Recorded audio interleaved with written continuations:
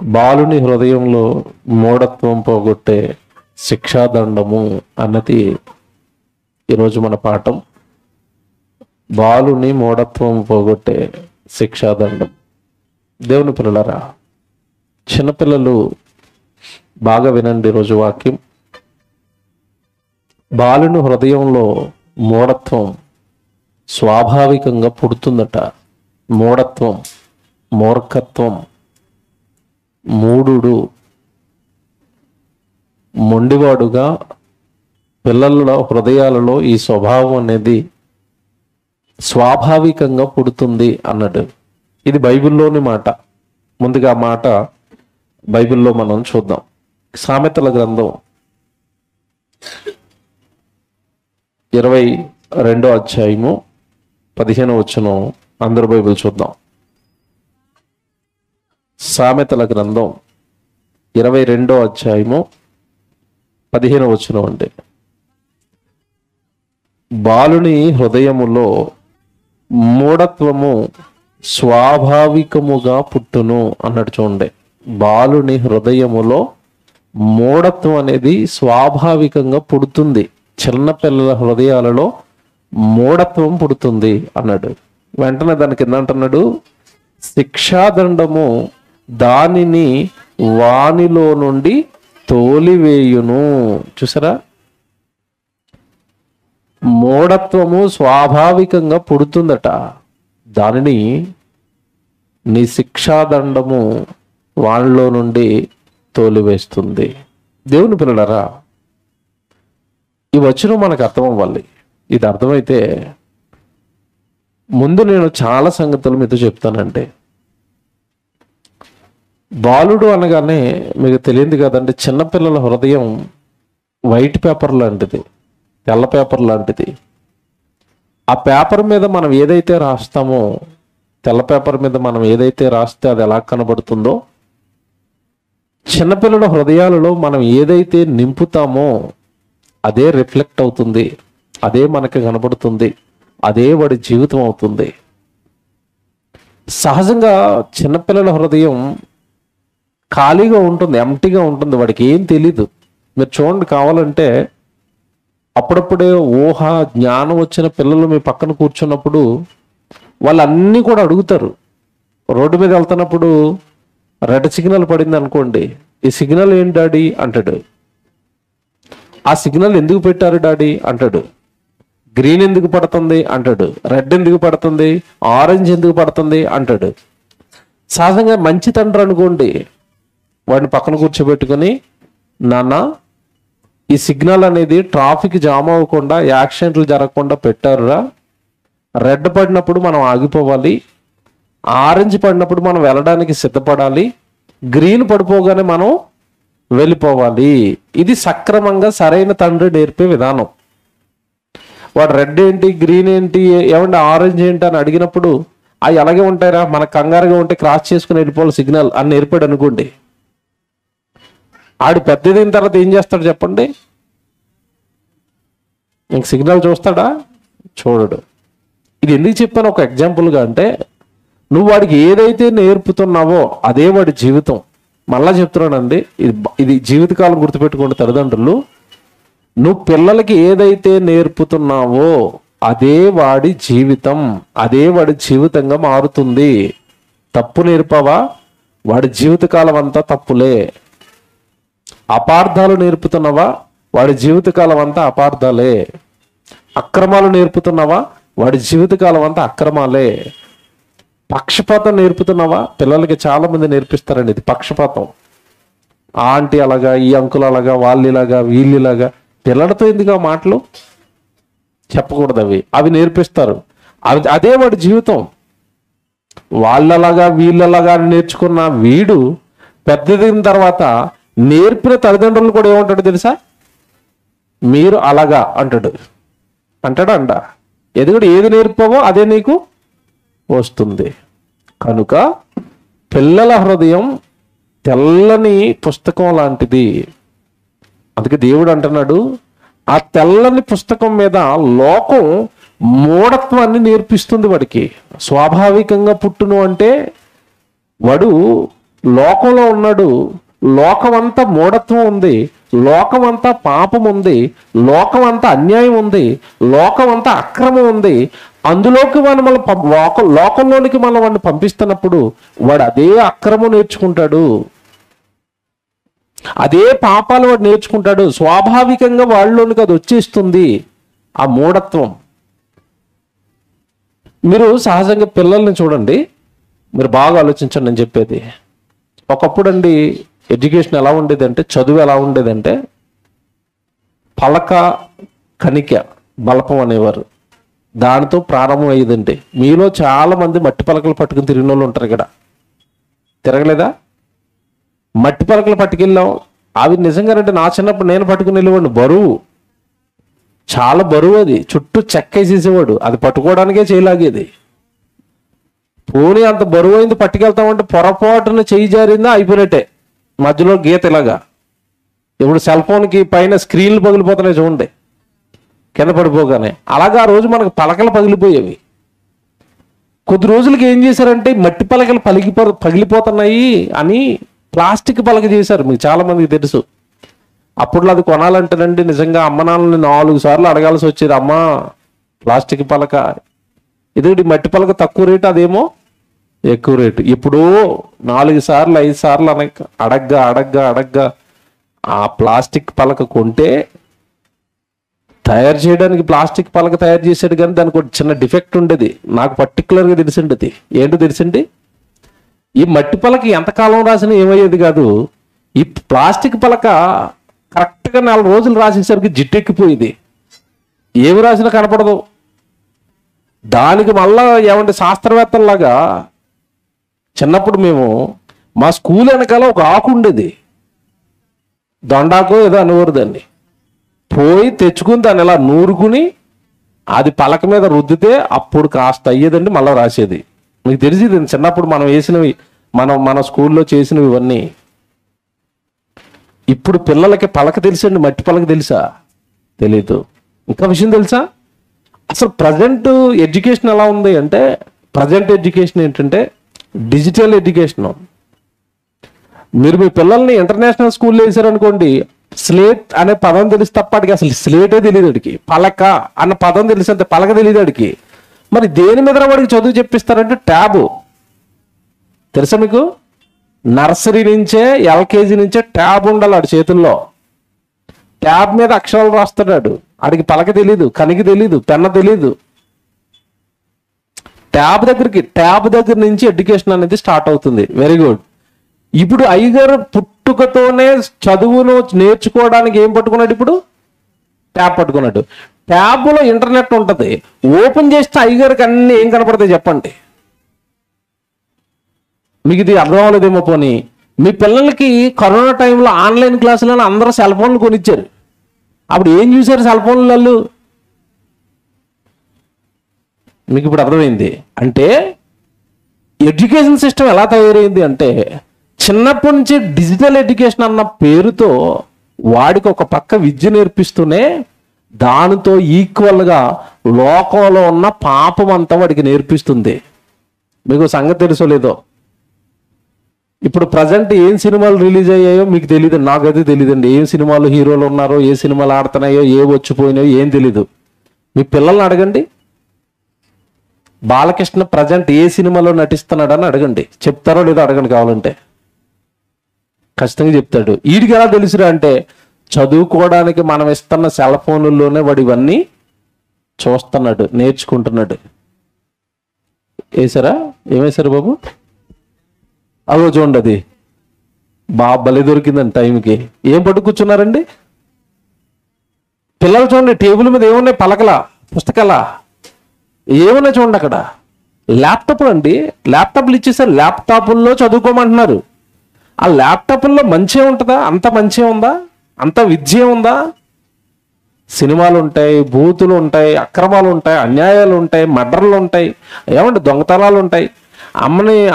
నాన్నకి తెలియకుండా జోబులోంచి డబ్బులు ఎలా కొట్టేయాలో యూట్యూబ్లో అన్నాడు అనుకుంటే ఆడికి అది వచ్చేస్తుంది. మా నాన్నగారు జేబులో డబ్బులు ఎలా కొట్టేయాలి అన్నాడు అనుకోండి, యూట్యూబ్ దగ్గర తక్కువ అది వస్తుంది. చూసి టకటకట నేర్చుకుంటాడు. మీ నాన్న లేనప్పుడు చూసుకోవాలి, జేబులా కొట్టేయాలి, వెంటనే ఇలా లోపల పెట్టుకోవాలి, తెలియకుండా ప్యాంట్ ఎట్టుకెళ్ళి వాషింగ్ మిషన్లో వేయాలి. ఇవన్నీ ఎవరు నేర్పుతారు వాడికి? ప్రజెంట్ ఎడ్యుకేషన్ సిస్టమ్ యూట్యూబే నేర్పుతుంది. అన్ని యూట్యూబే కదండి ఇప్పుడు. చూడండి, పిల్లలు అలా నేర్చుకున్న వాళ్ళు ఏమంటే నిజంగానండి దేవుడు నిజంగానండి చేతులెత్తి దండం పెట్టాలండి బైబిల్కి. ఎందుకంటే పిల్లలని లోకం ఇలా పాడు చేసి స్వాభావికంగా వాడిలో ఉన్న యథార్థతను మంచితనాన్ని పోగొట్టి వాడిలో లోకం మూఢత్వం నింపుతుంది అని రాసేశాడు దేవుడు. ఆ వచనం ఇప్పుడు చదవండి, ఇప్పుడు మీకు అర్థమవుతుంది. బాలుని హృదయములో మూఢత్వము స్వాభావికముగా పుట్టును. నువ్వు గనక శిక్షాదండము ఎత్తుకోకపోతే, శిక్షాదండాన్ని గనక నువ్వు పట్టుకోకపోతే, వాడిలో ఉన్న మూఢత్వం, వాడిలో ఉన్న పాపము, వాడిలో ఉన్న అక్రమము వాడిలో నుంచి వెళ్ళిపోదు. అంటే ఖచ్చితంగా తల్లిదండ్రులకి ఏం చెప్తున్నాడు దేవుడు అంటే, శిక్షాదండంతో నీ పిల్లల్ని దండించకపోతే వాడిలో పెరిగిపోతున్న ఆ మూఢత్వం వాడిని మూర్ఖుడుగా తయారు చేసి ఇటు నిన్ను అబాసుపాలు చేస్తుంది, ఇటు నిన్ను నాశనం చేస్తుంది, తల్లిదండ్రుల్ని, అటు సమాజాన్ని నాశనం చేస్తుంది. పరలోకంలో ఉన్న కన్న తండ్రికి ఆ పిల్లలు కాకుండా పోతారు. మీకు మాట చెప్పనండి, సహజంగా మనం అనుకుంటాము పాపం అనేది మనుషులు పెద్దవాళ్ళు చేస్తారండి. చాలా మంది తల్లిదండ్రుల ఆలోచన ఇలాగే ఉంటది. పిల్లలు కదండి, వాళ్ళకి ఏం తెలుస్తుందండి, ఏదో అలాగా యూట్యూబ్ చూసుకుంటారు, గేమ్స్ ఆడుకుంటారు, బొమ్మలు చూసుకుంటారు. మనం చిట్టి చిలకమ్మ చూస్తున్నాడు అని మనం అనుకుంటాం. ఆడు చిట్టి చిలకమ్మని దాటేసి ఎప్పుడో పెద్దోడైపోయాడు. నేను అంటం లేదండి, ఇది బైబిల్ అంటుంది. వాడి బాల్యకాలము నుండే వాడి మైండ్ సెట్ ఎలా ఉందని బైబిల్ చెప్పిందో తెలుసా? యోబు గ్రంథం మీరు తీయండి. యోబు గ్రంథం 13వ అధ్యాయానికి 26వ వచనం. యోబు గ్రంథం 13వ అధ్యాయము 26వ వచనం చూడండి అందరూ. నీవు నాకు కఠినమైన శిక్ష విధించి ఉన్నావు, నా బాల్యకాలపు పాపములు నాకు స్వాస్థ్యముగా నీవు విధించి ఉన్నావు. పాపాలు ఎప్పుడు స్టార్ట్ అయ్యాయట? సరే వచనం ఎలా ఉందో, ఏం దేవుడండి, ఏం బైబిల్ అండి. బాల్యకాలపు పాపములు అన్న పదం చూడండి అక్కడ. అంటే మనిషిలో పాపం అనేది ఎప్పటి నుంచి ప్రారంభమైందట? బాల్యం నుండే. బాల్యకాలపు పాపములు, బాల్యము నుండే పాపము చేయటం నేర్చుకుంటున్నాడు. అది విద్య ద్వారా కావచ్చు, సోషల్ మీడియా ద్వారా కావచ్చు, వాడి చుట్టూ ఉన్న వాతావరణం ద్వారా కావచ్చు, లేదా చాలా మంది ఇంట్లో తల్లిదండ్రులు పెంచుతున్న ఆ పెంపకం వలన కావచ్చు. వాడు పాపం నేర్చుకుంటున్నాడు. జాగ్రత్తగా వినండి, పాపం నేర్చుకుంటున్నాడు. బాల్యకాలపు పాపములు అన్నాడు.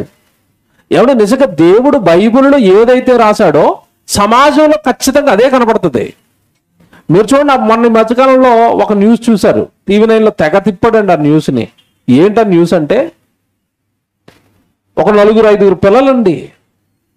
వాళ్ళు నాకు తెలుసండి 3వ తరగతి 4వ తరగతి చదువుతున్న వాళ్ళండి. 7 సంవత్సరాలు 8 సంవత్సరాల పిల్లలు ఒక 4-5 ఒక బ్యాచ్ కలిసి గ్రామాల్లో గడ్డిపేట పక్కన కూర్చున్నారు వీళ్ళు రౌండ్గా.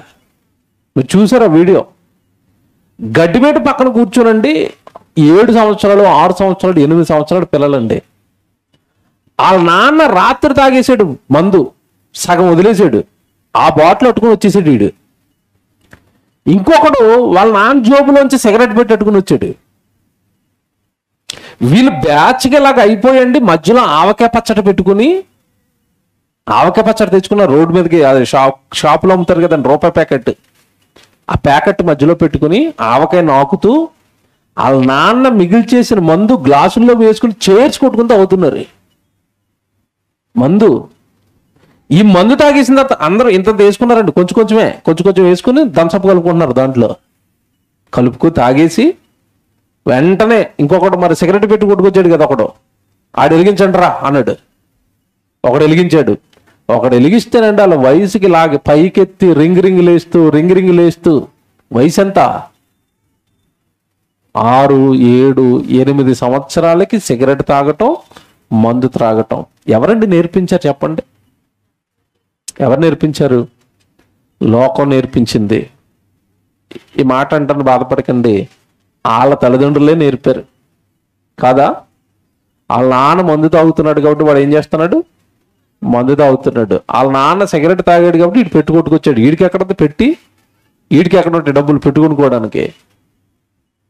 అంటే ఈరోజు తల్లిదండ్రులు దేవుడికి భిన్నంగా బ్రతకటం వలన తల్లిదండ్రులను చూస్తున్న పిల్లలు వాళ్ళ నుండి అవే నేర్చుకుంటున్నారు. బాగా వినండి. ఇక దేవుడండి బైబిల్లో రాయించిన విధానం, ఈ పాఠం చెప్పాలనుకున్నప్పుడు నేను చాలా ఆనందపడ్డానండి. ఎందుకు ఆనందపడ్డానంటే, భూమి మీద మనుషులందరినీ పక్కన పెడితే అసలు మొట్టమొదటి తండ్రి ఎవరు చెప్పండి? విశ్వంలో కానీ ఎక్కడైనా మీరు ఆలోచించండి, మొట్టమొదటి తండ్రి ఎవరు? దేవుడండి. మనం కాదు తల్లిదండ్రులు. మొదట తండ్రి అన్న స్థానం ఎవరిది? దేవుడిది. బాగా వినండి, మొట్టమొదటి తండ్రి దేవుడండి. ఆ దేవుడు మొట్టమొదటి కుమారుని కన్నాడు, యేసు ప్రభుని. తర్వాత కుమారుడు పరిశుద్ధాత్మ దేవుడు. ఆ తర్వాత కుమారుడు ఆదాము.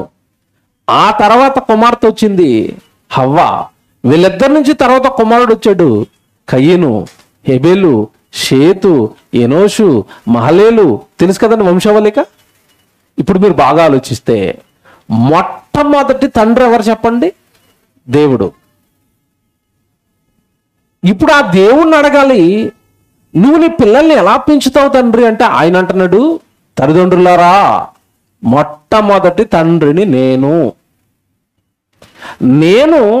నా పిల్లల్ని ఎలా పెంచుతానో నేను బైబిల్లో రాశాను. నన్ను కాపీ కొట్టి మీ పిల్లల్ని అలాగే పెంచుకోండి అన్నాడు. ఏమండి నిజంగానండి, కనీసం కాపీ కొట్టడం కూడా రాను ఏమంటాడు చెప్పండి? పరీక్షల్లో వీడికి ఏమీ రావు, ఎదురుడు బాగా రాసి ఇలా పైకెత్తి రాసుకోరా అంటే కొంచెం పేపర్ నాకు ఇచ్చే అంటున్నాడు అనుకోండి, ఎలాగుంటది? కాపీ కొట్టుకోవడానికి అవకాశం ఇచ్చి రాసుకోరా అంటే కాపీ కూడా కొట్టలేని, నాకు అంత బతకం అంటే ఎలా ఉంటుందండి? ఆ పేపర్ నాకు ఇచ్చి ఇందులో పెట్టేస్తాను అన్నాడు అనుకోండి, వెనకలోడు ఏమనాలి? అలా తయారైంది ఈరోజు మానవ జాతి. నన్ను కాపీ కొట్టండి, నేను నా పిల్లల్ని ఎలా పెంచుకున్నానో చెబుతాను నేను మీతో. పరలోకంలో మొట్టమొదట యేసుక్రీస్తుల వారు పుడితే, తర్వాత నా గర్భాన పుట్టిన పరిశుద్ధాత్మ దేవుడు, వీళ్ళిద్దరిని పరలోకంలో నేను ఎంత బాగా పెంచుకున్నానో మీకు తెలియదు కాదు. వాళ్ళిద్దరిని మొట్టమొదట పెంచింది ఎవరు చెప్పండి? తండ్రి. ఎలా పెంచాడు? యేసుబాబు ఎలా ఉన్నాడండి? సూపర్ కదండి. ఏమంటే మనకి ఇద్దరు పిల్లలే, భలే సెట్ అయిందండి. మీకు ఎంతమంది పిల్లలు చెప్పండి? ఇద్దరు. మొట్టమొదట ఆయనకి ఎంతమంది పిల్లలు చెప్పండి? ఇద్దరు. ఆయన పిల్లలేమో యేసుప్రభు పరిశుద్ధాత్మ దేవుడు. మన పిల్లల్ని ఎట్టండి ఇటు ఇటు? యేసుప్రభు పరిశుద్ధాత్మ దేవుడిలోకి ఉన్నారా మన పిల్లలు? లోకానికి మొట్టమొదటి తండ్రి ఆయన గనుక తండ్రి చెబుతున్నాడు, నేను పిల్లల విషయంలో ఎలా ఉంటానో నేను మీతో చెబుతాను, మీ పిల్లల విషయంలో మీరు అలాగే ఉండండి అని ఒక మంచి సందర్భాన్ని దేవుడు బైబిల్లో రాయించాడండి. అందరు బైబిల్ తీయండి. హెబ్రీయులకు రాసిన పత్రిక, జాగ్రత్తగా రాసుకోండి ఇవన్నీ. తల్లిదండ్రులకి జీవితకాలం వినవలసిన మాటలండి ఇవి. జీవితకాలం గుర్తుపెట్టుకోవాల్సిన మాటలు. పిల్లల విషయంలో ఏ తేడా రానివ్వకండి. దేవుడి విషయంలో చిన్న చిన్నవే కదా అని అలసత్వంగా ఉండకండి. చిన్నదే కదా, చిన్న తప్పే కదా అని అలా చూసి చూడనట్టుగా వదలకండి, అదే పెద్ద తప్పు అవుతుంది. హెబ్రీయులకు రాసిన పత్రిక 12వ అధ్యాయము 5 నుంచి చదువుదాం. జాగ్రత్త చదువుకోండి అందరూ. హెబ్రీయులకు రాసిన పత్రిక, ఏమండి అందరు తీయండి. హెబ్రీయులకు రాసిన పత్రిక 12వ అధ్యాయము 5వ వచనం చదువుతున్నారు. మరియు నా కుమారుడా, చూసారండి ఏమంటున్నాడు? ప్రభువు చేయు శిక్షను తృణీకరించకము. నా కుమారుడా, ప్రభువు చేయు శిక్షను తృణీకరించకము. ప్రభు అనగానే దేవుడు కుమారుల్ని ఏం చేస్తాడట? శిక్షిస్తాడు. అందుకే టైటిల్ వేశాను, బాలుని మూఢత్వము పోగొట్టే శిక్షాదండము అన్నాడు కదా. శిక్షించాలి పిల్లల్ని, దండించాలి పిల్లల్ని, అవసరమైతే బెత్తం పట్టుకోవాలి పిల్లల విషయంలో. ఈ మాటలు ఏవైతే ఉన్నాయో మనుషులకి, ఇదండి తండ్రి అయిన దేవుడిలో మనకు కనబడుతుంది. దండించి శిక్షించి అయినా పిల్లలని సక్రమమైన మార్గంలో, సరైన మార్గంలో పెట్టాలి. ఇప్పుడు చెప్తాడు కిందకి వెళ్ళేసరికి ఎంత బాగుంటుందంటే వచ్చును, నా కుమారుడా, ప్రభు చేయ శిక్షణను తృణీకరించకము, ఆయన నిన్ను గద్దించినప్పుడు విసుకకము. ప్రభువు తాను ప్రేమించిన వానిని శిక్షించి తాను స్వీకరించు ప్రతి కుమారుణ్ణి దండించును. తాను ప్రేమించిన, పదాలు చూడండి ఎంత బాగున్నాయో, తాను ప్రేమించిన ప్రతి కుమారుడిని శిక్షించి తాను స్వీకరించు ప్రతి కుమారుణ్ణి దండిస్తాడు. తనను ప్రేమించే తన కుమారుణ్ణి శిక్షిస్తాడు. తనను స్వీకరించాలని ఏ కుమారుణ్ణి అయితే అనుకుంటున్నాడో వాళ్ళని ఖచ్చితంగా ఏం చేస్తాడట? దండిస్తాడు. దేవుడు శిక్షిస్తాడు, దేవుడు దండిస్తాడు. మరలా చెప్తున్నాను, దేవుడు శిక్షిస్తాడు, దేవుడు దండిస్తాడు. అంటే పిల్లల విషయంలో ప్రేమ ఎంతగా ఉండాలో, వాళ్ళు తప్పులు చేస్తున్నప్పుడు, పాపాలు చేస్తున్నప్పుడు, లేదా దేవునికి దూరం అయ్యే లక్షణాలు వాడిలోకి ఏమైనా చిన్న చిన్నవి నీలో కనబడుతున్నప్పుడు ఇమీడియట్గా నువ్వు రియాక్ట్ అవ్వాలి. తల్లి కానీ తండ్రి కానీ పసిగట్టాలి. అవి దేవుడికి భిన్నమైన ఆలోచనలు వాడి మైండ్లోకి వచ్చాయి అనగానే నువ్వు పట్టుకోవాలి. ఎలాగొస్తాయి చెప్పనా? సండే స్కూలు తెలుసు వాడికి, ఆదివారం రోజు నీతో పాటు రావాలి, సండే స్కూల్లో కూర్చోవాలి అని తెలుసు వాడికి. సండే స్కూల్లో కూర్చోవాలి, సండే స్కూల్కి వెళ్ళాలి, దేవుడి మాటలు వినాలి, దేవుడి మాటలు నేర్చుకోవాలి, అది కరెక్ట్. నీతో పాటు వాడు రావాలి సన్నిధికి, నీతో పాటు వాడు దేవుడి సన్నిధిలో కూర్చుని దేవుడి మాటలు నేర్చుకోవాలి. కానీ అప్పుడప్పుడు చూడండి, పిల్లలు మనకి నెమ్మదిగా రికమెండేషన్లు వస్తూ ఉంటాయి. ఏంటి రికమెండేషన్లు? ఈ ఆదివారం నేను రాలేను మమ్మీ, మా ఫ్రెండ్స్ ఎక్కడికో వెళుతున్నారు, వాళ్ళతో పాటు నేను వెళతాను అన్నాడు అనుకోండి. అప్పుడు నువ్వేమంటావు? మీరు ఏమంటారు చెప్పండి? సహజంగా ప్రతి వారం వస్తున్నావు కదా కొడుక, ఈ ఒక్క వారమే కదా ఫ్రెండ్స్తో వెళ్తాను అన్నాడు, వెళ్ళు అని వదిలేవు. జాగ్రత్తగా వినండి, వదిలేవు. అంటే వాడు ఇక్కడ దేవుడి సన్నిధిలో కూర్చుని పాటలు పాడవలసిన వాడు, ఆ రోజు పాఠం నేర్చుకోవలసిన వాడు, ఆ రోజు బైబిల్ చదవలసిన వాడు లోకంలోనికి వెళ్ళాడు. Very good. వాడు ఫ్రెండ్స్తో వెళ్ళినప్పుడు లోకం వాడికి ఏమి నేర్పిస్తుంది చెప్పండి? ఏమి నేర్పిస్తుంది? మంచా? ఖచ్చితంగా చెడు, పాపము వాడికి నేర్పిస్తుంది లోకం. అది నేర్చుకుని వస్తాడు. బాగా వినండి, బైబిల్లో ఒక మాట ఉంటుంది. యోబు గ్రంథం 21వ అధ్యాయం చూస్తారా? ఎంత మంచి మాట ఉంటుందంటే బైబిల్లో. పిల్లల కోసమే, మన పిల్లల కోసమే చెప్తున్నాడు. పిల్లల్ని మనుషులు ఏం చేస్తున్నారో చెప్తున్నాడు. యోబు గ్రంథం 21వ అధ్యాయానికి రండి అందరూ. 11వ వచనం చూద్దాం. యోబు గ్రంథం 21వ అధ్యాయము 11వ వచనం. వారు తమ పిల్లలను మందలు మందలుగా బయటికి పంపుదురు. పిల్లల్ని ఎక్కడ పంపిస్తున్నారట? బయటికి పంపిస్తున్నారట. మీ పిల్లల్ని బయటికి పంపిస్తున్నారా? బాగా వినండి, ఈ మాట మీకు బాధ కలిగించినా, ఈ మాట మీకు అంగీకరించడానికి మనసు లేకపోయినా, నేను చెప్పేది 100కి 100% రైటు. పిల్లల్ని ఎప్పుడు ఎక్కడ ఎవరితోనూ ఒంటరిగా పంపకండి. అది చిన్న పిల్లలైనా పెద్ద పిల్లలైనా. మా బంధువుల ఇంటికి వెళ్ళారండి, మా చుట్టాల ఇంటికి వెళ్ళారండి, మా అక్కింటికి వెళ్ళాడండి, మా తమ్ముడింటికి వెళ్ళాడండి, వెళ్ళకండి. సైతాన్ గాడు ఎలాగ వెయిటింగ్లో ఉంటాడంటే, నీతో పాటు వాళ్ళు తిరుగుతున్నప్పుడు, నీతో పాటు ఇలా గుడికి వస్తున్నప్పుడు, నీతో పాటు దేవుళ్ళో ఉంటున్నప్పుడు వాళ్ళని చిక్కించుకోవటం వాడికి చాలా కష్టం. వాడు ఎదురు చూపు ఎలా చూస్తాడంటే, వీళ్ళ అమ్మనాల నుంచి ఎప్పుడు వేరవుతారా అని ఎదురు చూస్తాడు. అలా వేరవ్వగానే మీరు చూడండి, చాలా మందిలో మీరు గమనించండి, తల్లిదండ్రులు మీకు తెలుసు, పిల్లలు వారం రోజులు మీ దగ్గర నుంచి వేరే ఊరికి వెళ్ళొచ్చిన తర్వాత వాళ్ళ ప్రవర్తనలో మార్పులు వస్తాయి. రావా?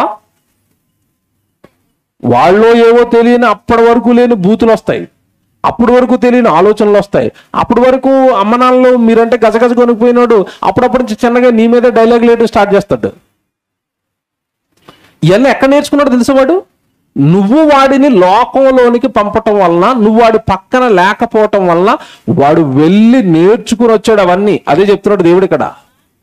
వారు తమ పిల్లలను మందలు మందలుగా బయటికి పంపుదురు, వారి పిల్లలు నటనము చేయుదురు.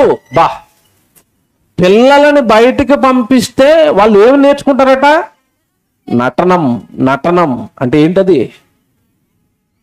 యాక్టింగ్ నేర్చుకుంటారు.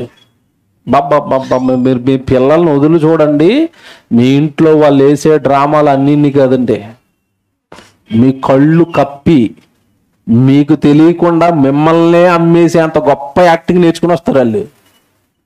లోకం అంత ప్రమాదం తెలుసండి. లోకం చాలా ప్రమాదం అండి. నేను నిజంగా చెప్తున్నాను, ఒకప్పుడు ఆడపిల్లలు పంపించొద్దు అని చెప్పేవారండి. నేను ఇప్పుడు చెప్తున్నాను సభాముఖంగా, మగ పిల్లలను కూడా పంపకండి. ఆడపిల్లలకే కాదు ప్రమాదం, ఎవరికి కూడా ఉంది? మగ పిల్లలకు కూడా ప్రమాదం ఉంది. ఎవరిని బయటికి పంపకండి. తల్లి లేకుండా పిల్లలు ఎక్కడికి వెళ్ళకూడదు. తల్లి అంటుకట్టుకుని ఉండాలి పిల్లల్ని, తండ్రి అయినా అంటుకట్టుకుని ఉండాలి. నీ పిల్లల్ని వదిలారా ఒక్కసారి బయటికి పట్టేస్తాడు వాడు, వాళ్ళ మనసులను చెరిపేస్తాడు. ఏదో తెలియని పాపంలో వీళ్ళు అమాయకులండి. పిల్లలు కదండి, వాళ్ళ తప్పు కదండి. మీకు తెలుసో లేదో, అసలు వాళ్ళు తప్పులో పడుతున్నారని, వాళ్ళ పాపంలో పడుతున్నారని వాళ్ళకే తెలీదు. అమాయకులు కదండి, అనుభవం లేని వాళ్ళు కదా, పడిపోతారు. అలా పడగొట్టిన తర్వాత వాళ్ళ జీవితాన్ని నాశనం చేస్తాడు, మీ జీవితాన్ని మరింతగా కుదిపేస్తాడు. పిల్లలు బాగోకపోతే ఏ తల్లిదండ్రులు బాగుంటారండి? పిల్లలు ఏదైనా పాపంలో చిక్కుకుని అల్లాడిపోతుంటే ఏ తండ్రి సంతోషంగా ఉంటాడు? ఏ తల్లి సంతోషంగా ఉంటుంది? కనుక మీరు పిల్లల్ని లోకంలోనికి పంపారా, వాళ్ళు ఏం నేర్చుకుంటారట? నటనము చేర్చుకుంటారు. అదే ప్రారంభంలో మనం చదువుకున్న మాట, బాలుని హృదయములో మూఢత్వము స్వాభావికముగా పుట్టును. అంటే నువ్వు లోకంలోనికి పంపుతున్నావు, వాడు నటన నేర్చుకుని వస్తున్నాడు. ఏమంటే పిల్లల్ని చాలా మంది కంటే నాకు ఇప్పటికీ అదొకటి ఇప్పటికీ నాకు మిస్టరీయే. ఇన్ని వాక్యాలు వింటారు, ఇన్ని ప్రసంగాలు వింటారు. స్కూలు అనగానే అసలు అది ఏదో మరి అది స్వర్గానికి రిజర్వేషన్ అన్నట్టుగా ఉంటుందండి చాలా మంది మనసుల్లో. స్కూలు ఈ ఒక్కరోజు మానిపించి గుడికి పంపించండి, అబ్బే స్కూల్లో టీచర్ తిడుతుందండి. వీళ్ళు మాత్రం ఊరికెళ్ళి వారం రోజులు ఉంటారు పక్కన పెట్టుకుని వాళ్ళని. అక్కడ ఏమంటారట స్కూల్ టీచర్లు, అక్కడ ఏమందట స్కూలు, ఒక్కరోజు సెలవు పెట్టి పిల్లల్ని దేవుడికి ఇవ్వండి అంటే స్కూల్కి వెళ్ళకపోతే స్వర్గాన్ని పోగొట్టుకుంటారన్నంతగా ఫీల్ అయిపోతూ ఉంటారు. అంటే మైండ్లోకి ఏమెక్కింది నీకు? ఆ స్కూల్లో ఏమి నేర్చుకుంటున్నారు వాళ్ళు? పరిశుద్ధత, పవిత్రత, పరలోక మార్గమా? నిన్ను నన్ను పుట్టించిన పరలోకపు తండ్రికి మహిమ తెచ్చే కార్యక్రమాలు ఏమైనా ఆ రోజంతా వాడు అక్కడ నేర్చుకుని వస్తాడా? ఏమీ లేవే. ఆడు స్కూల్కి వెళ్ళి వచ్చిన తర్వాత వాడు ఒంటి నిండా పాపాలు, వాడు మనసు నిండా పాపాలు, వాడు చూపు నిండా పాపాలు. అవి కడుక్కోవడానికి నీకు వాళ్ళు టైం పడుతుంది, నీకు తెలియదు ఇది. అందుకే కరోనా టైంలో నేను సగర్వంగా కరోనా టైంలో ఎప్పుడైతే స్కూళ్ళు మూతపడ్డాయి, అమ్మయ్యా అనుకున్నాను. 4 సంవత్సరాలు స్కూల్ వాసన తెలియదు మా పిల్లలకి. ఆన్లైన్ లేదు, ట్యాబ్లెట్లు లేవు, ఏమంటే అరుకులు లేవు. హ్యాపీగా ఆడుకోమన్నాను, ఆడుకున్నారు. ఏమండి ఇప్పుడు ఏమి సాధించేస్తారు లోకంలో? ఏమి సాధించేస్తారు? దేవుడి కొరకు పుట్టిన వాడు దేవుని కొరకు నిలబడితే చాలు, దట్స్ ఇట్. అది మన గురి. దానికి అవసరమైన దాంట్లో పిల్లల్ని సక్రమంగా పెంచుకుంటున్నావా? చాలు, చాలండి. ఇక్కడ ఎంత బాగా చెప్పాడు చూడండి దేవుడు. మీ పిల్లలని లోకంలోనికి మీరు పంపించారా, వాళ్ళు ఏమి నేర్చుకుని వస్తారట? నటనము చేస్తారు. మీ ముందే యాక్టింగ్ చేస్తారు, మీ ముందే నటించేస్తారు. ఇక కళాకారులు అయిపోతారు వాళ్ళు. నిన్ను కూడా మోసం చేసేంత కళాకారులు అయిపోతారు. అమ్మా నాన్న మీ మాట ఎప్పుడైనా నేను జవదాటుతానా అంటాడు ఇంట్లో. ఇది కూడా ఇలాగ అనాలరా, ఇలాగ అంటే మీ అమ్మ నిన్ను ప్రేమిస్తాడు కాదని ఈ యాక్టింగ్ కూడా బయటే నేర్చుకుని వచ్చాడు లోకం దగ్గర. ఇది కూడా పెద్ద గురువు ఉన్నాడండి లోకానికి. ఎవరు? సైతాన్ గాడు. ఆడికి తెలియని మాయ విద్య ఏమైనా ఉందా? నటన నేర్పుతాడు, యాక్టింగ్ నేర్పుతాడు, బూతులు నేర్పుతాడు, పాపాలు నేర్పుతాడు, అన్నిట్లోనూ పిహెచ్డి చేస్తున్నాడు. ఆడి చేతుల్లో నీ పిల్లల్ని పట్టుకెళ్ళాడతావు. ఆడు శుభ్రంగా ఎక్కించవలసిందంతా ఎక్కిస్తాడు. ఇక్కడ దేవుళ్ళలోనేమో అరకొరకగా ఎక్కిస్తాం, ఇక్కడ దేవుళ్ళేమో ఆదివారం రోజు 1 గంట సేపు ఎక్కిస్తాం. ఆడు తెల్లారులేస్తే ఉండేది లోకంలోనే, ఆ నటనలోనే. వాడిలో దేవుడు అనే బేజాలు ఏవి నిలబడతాయి చెప్పండి? నిజంగా సంవత్సరానికి ఒకసారి ఈ కార్యక్రమం చేసినప్పుడు, లాస్ట్ ఇయర్ కూడా చేశారు వీళ్ళు, మీకు గుర్తుందో లేదో, లాస్ట్ ఇయర్ కూడా చూశారు వీళ్ళు. నిజంగా చాలా ఆనందపడతానండి. పిల్లల కార్యక్రమం ఏంటి? పిల్లలు సండే స్కూల్ పిల్లలు కార్యక్రమం చేయటం ఏంటి? సండే స్కూల్ పిల్లలు దేవుడు వాక్యాలు చెప్పడం ఏంటి? సండే స్కూల్ పిల్లలు డబ్బులతో వాళ్ళు టీచర్స్ పాప వాళ్ళు కష్టపడి వాళ్ళు డబ్బులు వేసుకుని సంఘానికి కార్యక్రమం చేయటం ఏంటి? అంటే పురుషులు స్త్రీలతో పాటు సమానంగా మేము చిన్నోళ్ళు కనుక సంవత్సరానికి ఒకసారి మేము కూడా ఏం చేస్తాం? దేవుని కార్యక్రమం చేస్తామని ఎదిగారు. ఇసుగా అది కదండి మనం కోరుకోవాల్సింది, అది కదండి పిల్లల్లో చూడాల్సింది, అది కదండి మన కళ్ళకు ఆనందం, అది కదండి మనకి సంతోషం, అది కదండి. నేను నాకు నిజంగా చెప్తున్నానండి, ఆ పిల్లలు వీడియోలు చూస్తున్నప్పుడు వాళ్ళ వాక్యాలు చెప్తున్నప్పుడు నిజంగా కళ్ళు చెమర్చుతున్నాయి నాకు పిల్లల్ని అందరిని చూస్తుంటే. ఏంటి మన పిల్లలేనా? రోజు ఇక్కడ ఆడుకునే వాళ్ళు ఇలా చెప్పు, ఆడు మైక్ కట్టుకుని వాక్యాలు చెప్తుంటే అసలు నా మనసు అంతా ఒక రకమైన సంతోషంగా ఉందండి. నాకే ఎలాగుంటే దేవుడికి ఎలాగుంటుంది? పసిపిల్లల నోట్లోంచి ఆయన మాటలు వస్తుంటే దేవుడికి ఎలాగుంటుందండి? యోబు గ్రంథం అన్నాడంటే దేవుడికి ఎలాగుంటుంది? మీకు ఇది ఎక్స్పీరియన్స్గా మీకు అర్థం అవ్వాలంటే ఇది ఎంత బాగుంటుంది మీకు అర్థం అవ్వాలి అంటే, మీ పిల్లలకి నోరు వచ్చిన తొలుదినాళ్ళల్లో ఆ నోట్లో నోరెట్టేసి అమ్మాన్రా అన్నావు కదా, ఆ 4 రోజులకు అమ్మ అన్నాడు. ఎలాగుంది ఫస్ట్ ఫీలింగ్? ఎలాగుంది మీకు? ఈడు అమ్మ అన్నాడండి, ఈడు నాన్న అని పిలుస్తున్నాడండి. ఏదో ₹1,00,00,000 సంపాదించినట్టు వాళ్ళ నాన్న మా ఓడు నన్ను నాన్న అన్నాడు. ఎలాగుంది ఆ ఫీలింగ్? ఎలా ఉందండి? యోబు గ్రంథం అని ఆ పసినోరు అంటుంటే దేవుడికి ఎలాగుంటుంది తెలుసా? ఏడు అప్పుడు యోబు గ్రంథం అంటున్నాడా? జాయ్గడ్ పుస్తకాల పేర్లన్నీ చెప్పేస్తుంటే ఆయనకి ఎలాగుంటుంది చెప్పండి? వాళ్ళ నాన్నకి ఎలాగుంటుంది తెలియదు కానీ ఆయనకి బాగుంటుంది, అంతే కదా. మత్తయి సువార్త, మార్కు సువార్త అన్నాడు ఇంగ్లీష్లో టకటక చెప్పేస్తుంటే ఏంటి ఈ చిన్నోడు అప్పుడే నా పుస్తకాల పేర్లన్నీ చెప్పేస్తున్నాడా? ఈడు బైబిల్ చదివేసుకుని ఈడు చక్కగా ప్రసంగాలు చేసేస్తూ ఉంటే, అందరినీ మార్చేస్తూ ఉంటే, అమ్మయ్య నా కొడుకు నాలో ఉన్నాడు, ఎంత హ్యాపీగా ఉంటుంది ఆయనకి. ఇవాళ రిలాక్స్గా ఉంటాడండి. అందుకే మాకు కొంచెం ఇదేదో చాలా మైండ్ రిలీఫ్గా ఉంది ఈ ప్రోగ్రాం. సండే స్కూల్ టీచర్లకి దండాలు పెడుతున్నాం 6 నెలలకు ఒకసారి చేస్తే కొంచెం మేము అలాగే మైండ్లు పోయి అది ఈరోజు అలా చూడగానే చాలా రిలాక్స్గా ఉన్నాం. మీరు 6 నెలలకు ఒకసారి చేస్తే మాకు ఇంకా హ్యాపీ, మేము ఇంకా సంతోషంగా ఉంటాం. పిల్లలంటే దేవుడికి చాలా ఇష్టం అండి. పిచ్చితో కన్నాడండి పిల్లల్ని కనేటప్పుడే ప్రేమతో కన్నాడు. ప్రేమ ఆ ప్రేమే ఈ విశ్వాన్ని నడిపిస్తుంది. ఆ ప్రేమే 84 లక్షల జీవరాశులు చేసింది. ఆ ప్రేమే రంగులు చేసింది. ఆ ప్రేమే రుచులు చేసింది. ఆ ప్రేమే ధ్వనులు చేసింది. ఆ ప్రేమే సువాసనలు చేసింది. ఆ ప్రేమే ఇంత అనంత విశ్వాన్ని కట్టింది. ఇదంతానండి పిల్లల కోసం అండి. దేవుడు పిల్లల కోసం. ఆ పిల్లలు ఎదుగొచ్చి మాట్లాడుతూ ఉంటే నిజంగా తండ్రి మనసు ఎలా ఉంటుంది మీరు ఆలోచించండి. కానీ తండ్రి దగ్గరకు, తండ్రి వాక్యాల దగ్గరకు, తండ్రి సేవ దగ్గరకు, తండ్రి దగ్గరకు పంపవలసిన మనుషులట వారి పిల్లల్ని ఎక్కడికి పంపిస్తున్నారట? బయటికి ఎలా పంపించారని రాశాడు అక్కడ. నిజంగా దేవుడు రాసిన విధానం భలేగుంటుందండి. ప్రతి పదము ఆలోచిస్తానండి నేను. వారు తమ పిల్లలను మందలుగా, మేకల మందలు, గొర్రె మందలు ఉంటాయి చూశారు, అలాగే వీళ్ళందరూ పిల్లల్ని మంద చేసి ఈ మందనంతా లోకంలోకి తోలారట. అలాగే ఉంది బైబిల్లో. వారు తమ పిల్లలను మందలుగా బయటికి పంపిస్తున్నారు, లోకానికి పంపిస్తున్నారు. ఎలా పంపారట? మందలుగా లోకానికి పంపారట. సండే స్కూల్కి నారాయణ గేట్ ఓపెన్ చేశాడు, ఎలాగొస్తారు బయటికి? మంద. చైతన్య ఓపెన్ చేశాడు, ఎలాగొచ్చారు? మంద. స్కూల్ ఓపెన్ చేశాడు, ఎలాగొచ్చారు? మంద. బీటెక్ కాలేజ్ ఓపెన్ చేశాడు, ఎలాగొచ్చారు? మంద. సండే స్కూల్ ఓపెన్ చేశారు. అక్కడొక్కడో నక్షత్రంలాగా అందరూ సండే స్కూల్కి వచ్చి అందరూ దేవుడి మాటలు నేర్చుకుని అందరూ చక్కగా. నేను చాలా సంఘాలకి వెళ్తాను, బయట సువార్తలకి వెళ్తాను కదండి. ఓ రోజు ఆరాధనలో వాక్యం చెప్తున్నాను ఇలాగే. మన పిల్లలు ఎలా కూర్చుంటారో చివరిలో సండే స్కూల్ పిల్లలు కూడా కూర్చుంటున్నారు. అలాగా సంఘం ఏమో 200 మంది అండి, సుమారుగా 150-100 కుటుంబాలట. 100-150 కుటుంబాలంటే కనీసం 100 కుటుంబాలే వేసుకోండి. ఒక కుటుంబానికి ఎంతమంది పిల్లలు ఉంటారండి? 2. ఒక కుటుంబానికి 2 పిల్లలు అంటే 100 కుటుంబాలు అక్కడ ఉన్నప్పుడు సండే స్కూల్ నుంచి ఎంతమంది రావాలి? 200 మంది రావాలి. 20 మంది కూడా రాలేదు అందులోంచి. మిగతా వాళ్ళంతా ఏరి ఒకడు అమ్మ పక్కనే కూర్చొని ఆడుకుంటున్నాడు, ఒకడేమో ఇక్కడ వాక్యం జరుగుతుంది, లోపల సండే స్కూల్ జరుగుతుంది. వాళ్ళు బయట ఏమంటారు, ఆడపిల్లలు ఆడతారు కానీ గచ్చాలు ఏదో అంటారు. చర్చ ఆవరణంలో గీతలు గీసుకొని వాళ్ళు ఆటలు వేస్తున్నారు. అలాగా ఏంటండి ఇది? తొక్కుడు బిళ్ళ ఆడుతున్నారు చర్చ ఆవరణంలో పిల్లలు, సంఘస్థుల పిల్లలు. ఇదా భక్తి?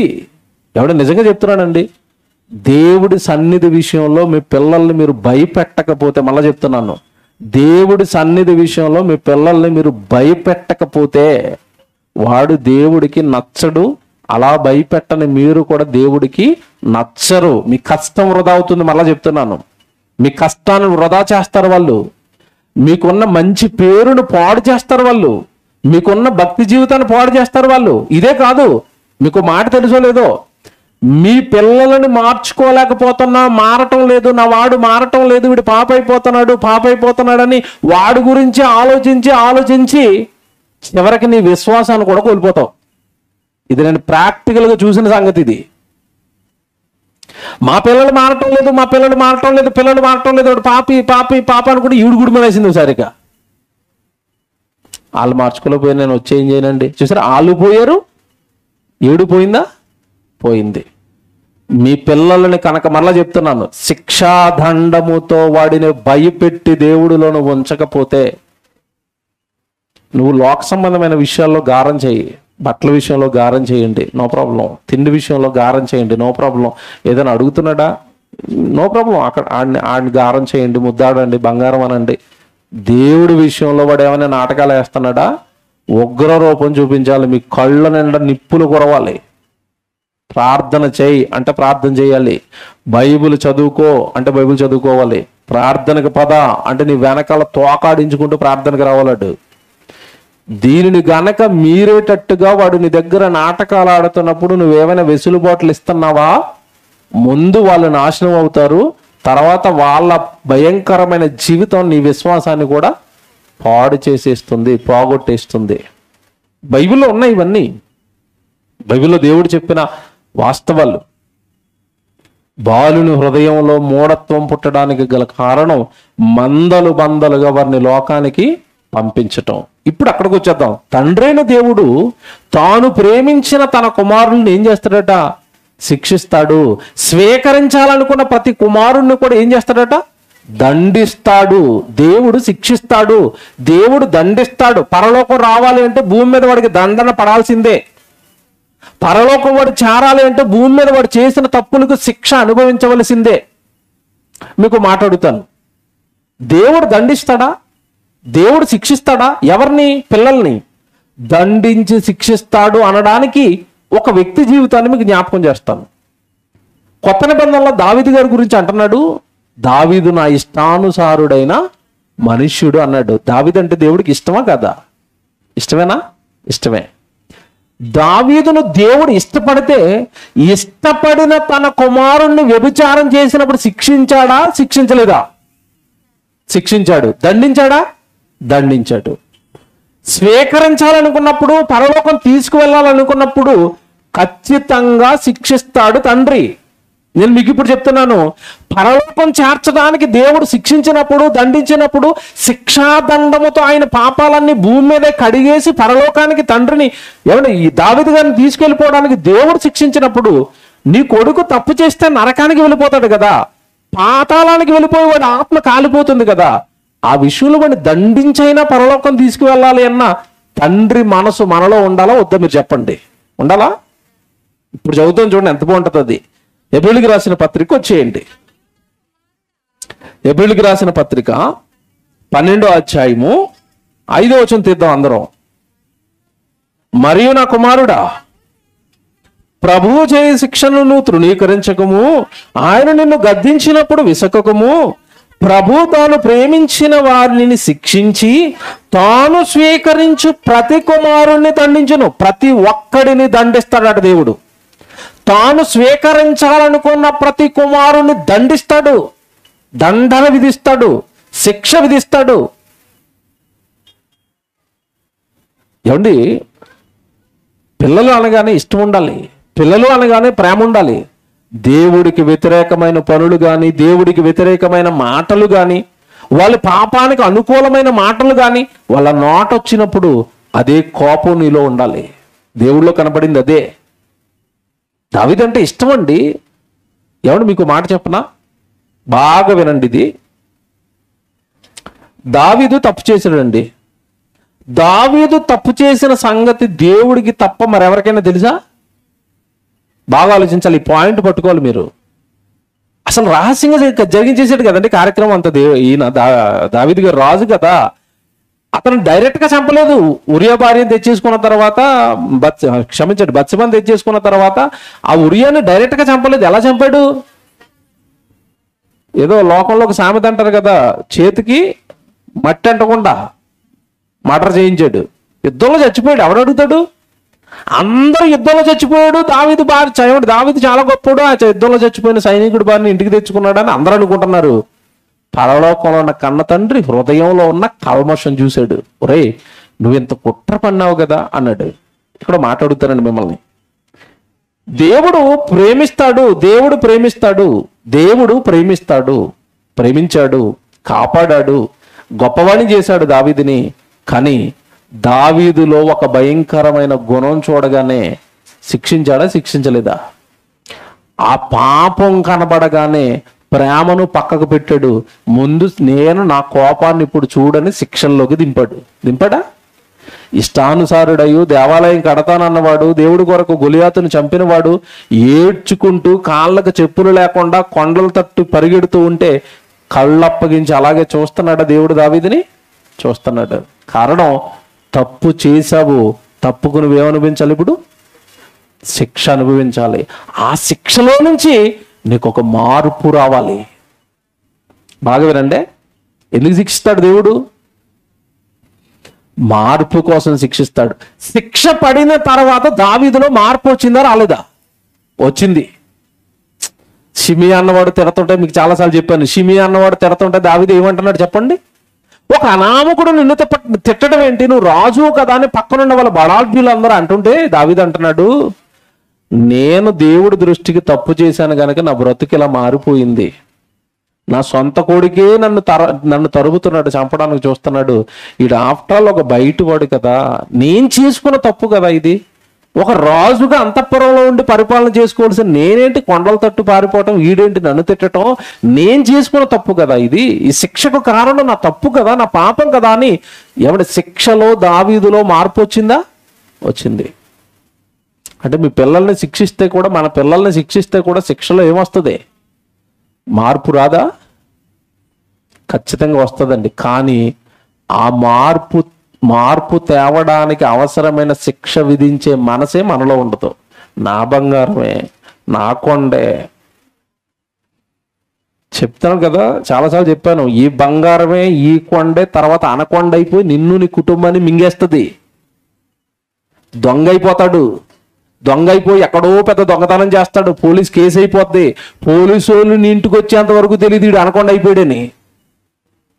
నీ ముందు మాత్రం డాడీ చదువుకోవడానికి వెళ్తున్నాను, ఏమంటే లేదా ఉద్యోగానికి వెళ్తున్నాను డాడీ మమ్మీ అంటాడు. స్వీట్గా ఉంటాయి నీకు. వీడు ఆల్రెడీ అనకొండ అయిపోయాడు. మీకు తెలియదండి. నేను నిజంగా చెప్తున్నానండి, నేను దేవుడి వాక్యాన్ని నమ్ముతానండి. That's it. దేవుడు నేను ప్రేమిస్తే, నేను స్వీకరించాలనుకున్న ప్రతి ఒక్కరిని నేను ఏం చేస్తానంటున్నాడు? శిక్షిస్తాను, దండిస్తాను. దావీదు మంచోడే. చిన్న తప్పు కనపడగానే కొరడా జులిపించాను దావీదు మీద, మార్చుకున్నాను. పరలోకానికి నా కొడుకుని తయారు చేసుకున్నాను. మీ పిల్లల్ని అలా శిక్షించి దండించి శిక్షాదండంతో పరలోకానికి ఏమైనా సిద్ధం చేస్తున్నారా? దేవుడున్న లోకానికి ఏమైనా మీరు సిద్ధం చేస్తున్నారా? చదువుతాం చూడండి, కిందకి వెళ్ళేసరికి ఒక అద్భుతమైన మాట ఉంటుంది. ప్రభు తాను ప్రేమించిన వారిని శిక్షించి తాను స్వీకరించి ప్రతి కుమారుని దండించును అని కుమారునితో సంభాషించినట్లు మీతో సంభాషించు ఆయన హెచ్చరికను మీరు మర్చిపోయారు. 7వ వచనం, శిక్షా ఫలము పొందుటకై మీరు సహించుచున్నారు. దేవుడు కుమారునుగా మిమ్మల్ని చూచుచున్నాడు. తండ్రి శిక్షింపని కుమారుడు ఎవడు? ఏ తండ్రి శిక్షిస్తాడు అంటే లోక సంబంధమైన తండ్రి పిల్లల్ని శిక్షిస్తాడు. కానీ ఇక్కడ దేవుడు పాయింట్ చెప్తాడు, తండ్రి శిక్షింపని కుమారుడు ఎవడు? 8వ వచనం, కుమారులైన వారందరూ శిక్షలో పాలు పొందుచున్నారు. మీరు పొందని ఎడల దుర్బీజులే గాని కుమారులు కారు. 9వ వచనం, మరియు శరీర సంబంధులైన తండ్రులు మనకు శిక్షకులై ఉండిరి, వారి యందు భయభక్తులు కలిగి ఉంటిమి. అట్లయితే ఆత్మలకు తండ్రి అయిన వారిని మరి ఎక్కువగా లోబడి బ్రతకవలెను గదా. వారు కొన్ని దినములు మట్టుకు తమకు ఇష్టము వచ్చినట్టు మనల్ని శిక్షించిరి. తల్లిదండ్రులట అమ్మనాన్నలు వాళ్ళని కొట్టారట. ఎవడు మీ అమ్మనాన్నలు మిమ్మల్ని ఏ విషయంలో కొట్టారు? 10వ వచనంలో ప్రారంభంలో అంటున్నాడు, వారు కొన్ని దినములు తమకిష్టము వచ్చినట్లు మనల్ని శిక్షించారు. మన అమ్మనాన్నలు కొట్టారండి మనల్ని. ఏ విషయాల్లో కొట్టింది మీ అమ్మ? మీరు జ్ఞాపకం చేసుకోనండి. అంట్లు కడక్కపోతే కొట్టింది. బైబిల్ చదవలేదని మా అమ్మ కొట్టింది. చేయొత్తండి ఎవరైనా ఇక్కడ, చేయొత్తండి. ప్రార్థన చేసుకోలేదని మా నాన్న కొట్టాడు, చేయొత్తండి. అంటే లోక సంబంధమైన తల్లిదండ్రులు ఎలా పెంచారు మనల్ని అంటే, వాళ్ళకి ఇష్టం వచ్చినట్టుగా, వాళ్ళకి ఇష్టమైనవి నువ్వు చెయ్యకపోతే వాళ్ళు నిన్ను కొడతారు, నిన్ను తిడతారు. అందులో వాళ్ళ స్వప్రయోజనం ఉంటుంది. అంతేనే కదండి? అంతే. ఇప్పుడు దేవుడు శిక్షించేది స్వప్రయోజనంతో కాదండి. నిజంగా దేవుడు శిక్షిస్తే మార్పు కోసం శిక్షిస్తాడు, మన ఆత్మలను రక్షించడానికి శిక్షిస్తాడు. అదే 10వ వచనంలో ఇంపార్టెంట్ మాట. అదే 10వ వచనంలో, వారు కొన్ని దినముల మట్టుకు తమకి ఇష్టము వచ్చినట్లు మనల్ని శిక్షించరు గాని మనము తన పరిశుద్ధతలో పాలు పొందవలనని మన మేలు కొరకే ఆయన శిక్షించుచున్నాడు. బా, నిజంగా మురిసిపోయానండి ఆ మాటకి నేను. దేవుడట మన మేలు కొరకు, ఏంట మేలు? తన పరిశుద్ధతలో మనము ప్రవేశించాలి అని. మనలో పాపం కనబడిన ప్రతిసారి కూడా దేవుడు ఏం చేస్తున్నాడట? శిక్షిస్తున్నాడు. దావీదును పాపం కనపడగానే శిక్షించాడా? శిక్షించాడు. కారణం ఏంటి? పాపం పోవాలి, పరిశుద్ధత రావాలి, నా కొడుకు పరలోకానికి రావాలి. ఎంత మంచి తండ్రి అండి, ఎంత మంచి దేవుడు అండి. ఇప్పుడు మీకు కూడా చెప్తాను, బాగా వినండి. సిట్రైట్. ఒకవేళ ఇప్పుడు మనకి ఈ వచనాన్ని బట్టి, 10వ వచనాన్ని బట్టి పిల్లల్ని మనం కనుక శిక్షిస్తే ఏ విషయంలో శిక్షించాలి చెప్పండి? ఇప్పుడు ఏ విషయంలో? దేవుడి విషయంలో. వాడు తప్పు చేస్తున్నప్పుడు, దేవుడికి భిన్నమైన పాపం చేస్తున్నప్పుడు వాడిని మనం ఏం చేయాలి? శిక్షించాలి. మనం ఏం చేస్తాం తెలుసా? కాలేజీకి వెళ్ళనన్నాడా యజబేల్లాగా అయిపోతారండి చాలా మంది అమ్మలో. ఎందుకు వెళ్ళవు నువ్వు కాలేజీకి? మా రక్షల కష్టం కట్టేస్తున్నా, మొహం మీద నీళ్లు కొట్టి లేపే తల్లులను కూడా చూశాను నేను. మగ్గుతో నీళ్ళెట్టుకెళ్ళి మొహం మీద వేసి, ఆడు పాపం నిద్రలో ఉన్నాడు, నిద్ర సరిపోవట్లేదు ఆడికి. అంటే శిక్ష చదువు విషయంలో వేశారు, శిక్ష ఉద్యోగం విషయంలో వేశారు, శిక్ష వాళ్ళ ఇంట్లో ఏదో పనులు చేయడం లాగానే వేశారు, శిక్ష వాళ్ళ ఇంట్లో ఏదో వాళ్ళకి ఇష్టమైన వస్తువు పాల్గొట్టేశారని వేశారు. దేవుడి కోసం వేశారా దెబ్బ ఎప్పుడైనా? దేవుడు శిక్షిస్తే ఏ విషయంలో శిక్షిస్తాడట? ఏ విషయంలో శిక్షిస్తాడు? మీరు పరిశుద్ధతలో పాలు పొందే మేలు మీకు జరగడానికి మాత్రమే ఆయన శిక్షిస్తాడు. అంటే పాప సంబంధమైన విషయాలలో మీరు పరలోకం నుండి జారిపోయి పాతాళంలో పడిపోయే ఏ విషయమైనా, ఏ పాపమైనా, ఏ నేరమైనా, ఏ అపరాధమైనా మీలో కనపడినాడు దేవుడు శిక్షిస్తాడు. అదే మనసు వాక్యాన్ని బట్టి నీకు వస్తే, వాడు దేవుడికి దూరం అయిపోతున్నప్పుడు మనం కూడా ఏం చేయాలి? ఇప్పుడు బెత్తం పట్టండి అని సామెతల గ్రంథంలో చెప్పాడా చెప్పలేదా? చెప్పాడా?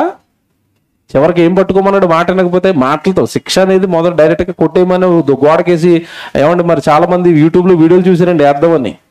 అవి వేయడానికి నాకే మనసు రాలేదు. పిల్లలను కొడుతున్న వీడియోలను కొట్టగానే ఒక ఆవిడ అండి కొడుకుని ఇలా తలకిందులు వేసి కాళ్ళు పైకి వేసి ఇలాగేసి కొడుతుంది. అది చూపింది మీ పిల్లల్ని అలా కొడతారేమని భయం వేసింది. శిక్షించండి అంటే ఇలాగా దేవుడు అన్నాడు, గోడకేసి కొట్టే, నేలకేసి రాసే అని చెప్పలేదు. మాట లేదనుకోండి, చిన్నదే బెత్తం పట్టుకుని అడ్డు మీద 2 వేయండి. చిన్న బెత్తంతో కొడితే చచ్చిపోతాడండి. గోడకేసి కొడితే చచ్చిపోతాడు. తల మీద కొట్టేస్తే చచ్చిపోతాడు. చేత్తో కొట్టమని కూడా చెప్పలేదు బైబిల్. నేను అలాగే చదువుతానండి బైబిల్. చేత్తో దవడ మీద కొట్టరా అన్నాడా? చాలా మంది తల్లిదండ్రులు దవడ మీద కొట్టేస్తూ ఉంటారు. ఇక్కడ గోబా వెనకాల, ఇక్కడ చిన్న మీద పోతాడాడు. కొట్టకూడదు చేత్తో. ఈ జుట్టు అట్టుకుని ఇలాగ రాసేయటం, గోళ్ళకి గెంటేయటం, ఇవన్నీ చేయకండి పిల్లల విషయంలో. అసలు విషయం తెలుసా? కొట్టమన్నాడు కదా దేవుడు అని ఇష్టం వచ్చినట్టుగా కింద పైన డాన్సులు చేస్తారంటే మనల్ని కొడతాడు. ఆయన పిల్లలు మర్చిపోకూడదు. మొదట ఎవరి పిల్లలు? ఆయన పిల్లలు. కొట్టేటప్పుడు ఏం తీసుకోమన్నాడు అంటే చిన్న బెత్తం, చిన్న దెబ్బ, శిక్షాదండం. కనుక దేవుడు పిల్లలుగా మీరు ఆలోచిస్తే దేవుడు శిక్షించి భయపెట్టి దండించి పాపం చేస్తున్న తన పిల్లలని పరిశుద్ధతలోనికి నడిపించడానికి మాత్రమే శిక్షార్హులుగా మీరు ఉండండి, శిక్షలు వేసే వాళ్ళుగా మీరు ఉండండి అని తల్లిదండ్రులతో చెప్పిన మాట. ఇకపోతేనండి ఒక మంచి సందర్భం బైబిల్లో ఉంది. అసలు పిల్లల విషయంలో దేవుడు అండి, ఒకవేళ నువ్వు శిక్షించలేదా, శిక్ష గనక నువ్వు వేయలేదా, మొదట ప్రమాదం జరిగేది ఎవరికని చెప్పాడు తెలుసండి? మొదట ప్రమాదం నీకే అని చెప్పాడు. సామెతల గ్రంథం మీరు చూడండి, మాట ఎంత బాగుంటుందో. 29వ అధ్యాయము 15వ వచనం చూడండి. సామెతల గ్రంథం 29వ అధ్యాయము 15వ వచనం. సామెతల గ్రంథం 29వ అధ్యాయం 15వ వచనం చదువుతున్నారు. బెత్తమును గద్దింపును జ్ఞానమును కలగ చేయును. చూసారా, బెత్తం అట, బెత్తం చెప్పాను కదా, బెత్తం వాడండి. బెత్తమును గద్దింపును జ్ఞానమును కలుగ చేయును. అదుపు లేని బాలుడు తన తల్లికి అవమానం తెచ్చును. నష్టం ఎవరికని చెప్పాడు ముందు అదుపులో పెట్టకపోతే? అంతేనా? పెళ్లి చేసి అత్తోరింటికి పంపించిన తర్వాత అమ్మాయి సరిగా ప్రవర్తించట్లేదు అనుకోండి, మొదట ఎవరికి చెప్పపోతారు చెప్పండి? అత్తోరికి. ఎలా పెంచిందమ్మా మీ తల్లి? కూర వంటం నేర్పలేదా?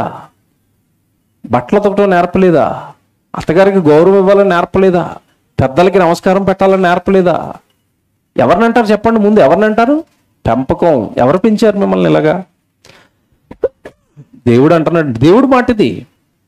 అదుపు లేని బాలుడా, అదుపు లేని బాలిక మొట్టమొదట అవమానం తెచ్చేది ఎవరికట? తల్లికి. ఎందుకంటే తండ్రి బయటకు పోతాడండి, పొద్దున పోయి సాయంత్రం వస్తాడు. వీళ్ళు అంటుకట్టుకుని ఉండేది ఎవరితో చెప్పండి? తల్లితో.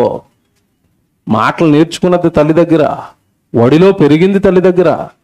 అన్ని తల్లి సహవాసంలోనే పిల్లలు ఎక్కువగా ఉంటారు కనుక మొట్టమొదట టార్గెట్, మొట్టమొదటి నింద, మొట్టమొదటి అపకీర్తి, మొట్టమొదటి అవమానం పిల్లల వల్ల ఎవరికి వస్తుందట? అదుపు లేని బాలుడు తన తల్లికి అవమానము తెచ్చును అన్నాడు. 17వ వచనం చదువుతారా కిందకి వెళ్ళేసరికి? నీ కుమారుని శిక్షించిన ఎడల అతడు నిన్ను సంతోషపరచును, నీ మనస్సుకు ఆనందము కలుగ చేయును. చూసారా, అతన్ని శిక్షిస్తేనట, అతన్ని దారిలో పెడితేనట ఇప్పుడు బాధపడొచ్చు కాక. ఎవడు దావీదు కొండల తట్టు పారిపోతున్నప్పుడు ఏడుస్తున్నప్పుడు దేవుడే సంతోషంగా లేడు శిక్ష అనుభవిస్తున్నప్పుడు, కానీ ఈ శిక్ష ఇతన్ని మారుస్తుంది అన్న ఉద్దేశంతో ఉన్నాడు, మారాడు. ఎవడు మన పిల్లల్ని శిక్షించినప్పుడు గద్దించినప్పుడు వాళ్ళు బాధపడవచ్చు. ఆ బాధపడుతున్నప్పుడు మీరు కరిగిపోయి మళ్ళీ అమ్మ బాబాని గడలడేసుకోకండి. ఆడు మారేంత వరకు ఎదురు చూడాలి. శిక్ష వాడిని మారుస్తుంది. అందుకే అంటున్నాడు, ఒకవేళ కనుక నువ్వు బెత్తముతో నీ కుమారుని కనుక శిక్షిస్తే వాడిని చివరికి నేను ఏం చేస్తాడట? సంతోషపరుస్తాడు. స్ట్రిక్ట్గా దేవుళ్ళో ఉండటం వలన, దేవుడు వాక్యంలో వాడిని పెంచటం వలన నీకే సంతోషం తెస్తాడు. ఎలా తెస్తాడు సంతోషం తెలుసండి? దేవుళ్ళో పెంచిన పిల్లలండి నిజంగా చాలా బాగుంటారండి. వాళ్ళ లక్షణాలు బాగుంటాయి, వాళ్ళ మాటలు బాగుంటాయి, వాళ్ళ ప్రవర్తన బాగుంటుంది, వాళ్ళ మర్యాద బాగుంటుంది. నిజంగా వాళ్ళు అలా దేవుడు పని చేస్తూ ఉంటే ఎవడు యేసుప్రభుని కన్న తల్లి గురించి యేసుప్రభు వాక్యం చెప్తున్న తర్వాత చుట్టుపక్కల ఉన్న జనం ఏమని మాట్లాడుకున్నారు చెప్పండి? ఏ తల్లి స్థానములు ఈయన కుడిచాడో, ఏ తల్లి గర్భం ఈయన మోచిందో ఆవిడేమైందట? ధన్యురాలు అన్నారు. ఎవరిని అన్నారు? మరియమ్మను. ఎవరిని బట్టి అన్నారు? యేసు ప్రభుని బట్టి. మన పిల్లలు అలాగే పెరిగితే మన పిల్లల్ని బట్టి కూడా మనల్ని అలాగే అనరా? బాగా ఆలోచించుకోండి. మీరు వాక్యం చెప్తున్నాను నేను, బాగా ఆలోచించండి.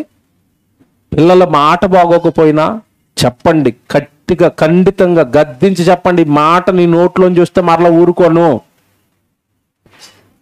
ఇగో ఇలాంటి ఆలోచనలు నీ మనసులో చూస్తే ఊరుకోను. శిక్షించండి, దండించండి, శిక్షలు వేయండి, నో ప్రాబ్లం. ఆడు ఏడుతున్నాడనో బాధపడుతున్నాడనో, ఏడుస్తాడు, బాధపడతాడు, తర్వాత అర్థం చేసుకుంటాడు, మారతాడు. ఇది దేవుడి చట్టం, ఇది దేవుడు చెప్పిన విధానం, పాటించాల్సిందే. పాటిస్తేనే మనం ఖచ్చితమైన మార్పులు అనేవి మనం పిల్లల్లో చూస్తాం. బైబిల్లో ఇద్దరిని చూపించి ముగించేస్తాను. అంటే ఈ ఈ అదుపులేని బాలురు, అదుపులేని పిల్లలు దేవుడికి అవమానం తెస్తాడు అన్నది ఎవడు మీరు బైబిల్లో చదువుతున్నప్పుడు బాప్తిస్మ ఇచ్చి యోహాను గారు తల నరికించింది ఒక ఆవిడ, తెలుసా మీకు? హెరోదియా. ఎలా నరికించింది చెప్పండి? ఎలా నరికించింది తెలుసు కదా మీకు సన్నివేశం? రాజు జన్మదినం. రాజు జన్మదినానికి ఈవిడ కుమార్తెను బాగా లోకంలో నాట్యం నేర్పించి, డ్యాన్స్ నేర్పించి హేరోదు ముందు ఆడేటట్టుగా చేసింది. హేరోదు ముందు ఆ పిల్ల బాగా డాన్స్ చేసింది. మురిసిపోయాడు, ఆ నాట్యానికి మురిసిపోయాడు. ఏమో ఈరోజు దేవుడు మాటలు చెప్తుంటే మనం మురిసిపోతాం. ఆడేటో మరి పిల్లలు డ్యాన్స్ చేస్తే ఆడు మురిసిపోయాడు పిల్లల డ్యాన్స్కి. మన దగ్గర కూడా అంతే, చాలా మంది క్రైస్తవులకి స్టార్ట్ అవుతుంది డిసెంబర్. స్టేజ్లు ఎక్కించేసి పిల్లల్ని వీళ్ళు కూడా ఏమేంటారు తెలుసు అక్కడ? డ్యాన్స్ బేబీ డ్యాన్సులు. ఒక చోట పాస్టర్ గారు అంటున్నాడు, వాకింగ్ చెప్పడానికి నన్నే పిలిచారు. డ్యాన్సులు వాచ్ చూసుకున్నాను, టైం అయిపోతుంది, రాత్రి మళ్ళీ బస్సు ఎక్కాలి నేను ఇంకో మీటింగ్కి. ఈ డ్యాన్సులు అవ్వట్లేదు. ఇంకా నేను డైరెక్ట్గా చెప్పలేక పక్కన వాళ్ళతో చెప్పించాను, ఏటి బాబు ఈ డ్యాన్సులు వాకింగ్ ఇస్తే చెప్పుకొని వెళ్ళిపోతామంటే, ఆగండి సంవత్సరానికి ఒకసారి వేస్తారు పిల్లలు. ఏటట ఆగండి, ఏం ఆగాలి?